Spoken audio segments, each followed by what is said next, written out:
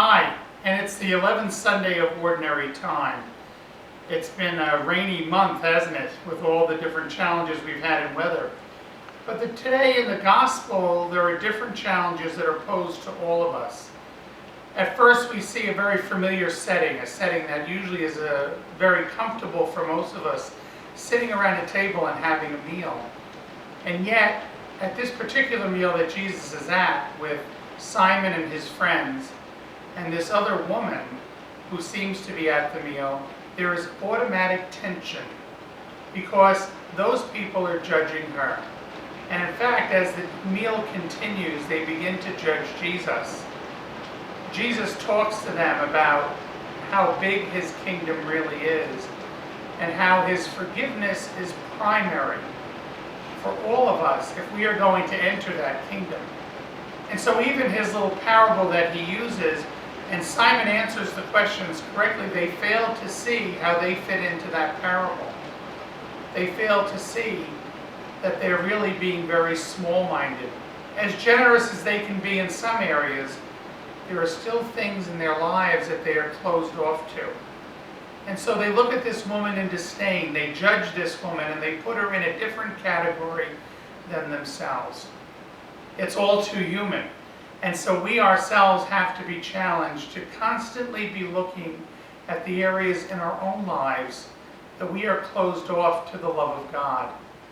Because when we close off even one door, we are keeping ourselves back from receiving all that God wants us to be able to receive, and ultimately to be able to receive the kingdom in its fullness.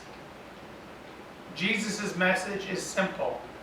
He wants us to know that the kingdom is for everyone, and that no matter how sinful we have been in our own lives, no matter what mistakes we have made, no matter what terrible choices we may have executed in our lives, that if we are sorry for those sins, Jesus will always forgive us.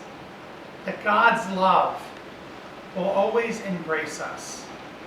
But sometimes we're just too proud. Sometimes we allow our egos to get in the way, just like Simon and those guests did.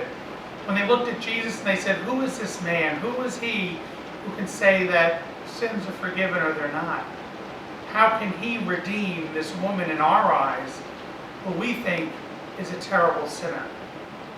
And yet, at that table that they all sat, this woman who supposedly greatly sinned was now, in her own way, greatly loving Jesus, showering him with a love and a generosity that none of them dared to show.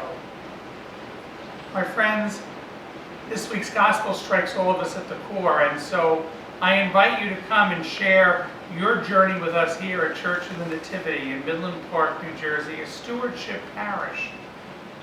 I ask you to really be mindful in your own journey, especially this summer when a lot of times our journey can be cut short because we forget about church. We're having such a good time with the good weather or our summer vacations that we don't make church a priority. We can never allow Jesus to drop from our priority list. We have to keep him in front of us all the time because that's what makes us better people, better Christians, and better followers.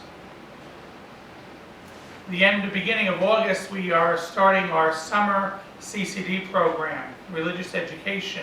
And so if you haven't signed up for that yet and you want your children to be there for those first 2 weeks of August, which allows them not to have to go during the year, I would advise you to please, as soon as possible, call the rectory or the religious ed office to sign your child up.